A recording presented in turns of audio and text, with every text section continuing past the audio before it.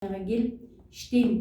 Қойшы айналайын, баяғы Қытайдың эми дарылар ачылганда мен $1000 алып ичкем.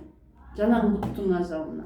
Эч бир жардам берген эмес. Ошондон көңүлүм калып, айнанай сити болсо мага кереги жок дегем. Анан муну ичип эметкенде азыр ошо мени эшитип келген кыздын бетинен 5 бала өтүп турат. Шүгүр. Күндө рахматымды айтам.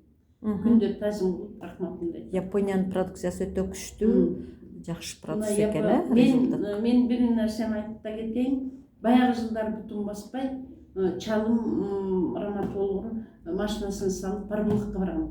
Барбулактын такыр козгойт экен ооруду. Ошо жактан бутун баспай келип, онда үйгө кире албайм го, машинанын ичинде ыйлап отурам, түшө албайм.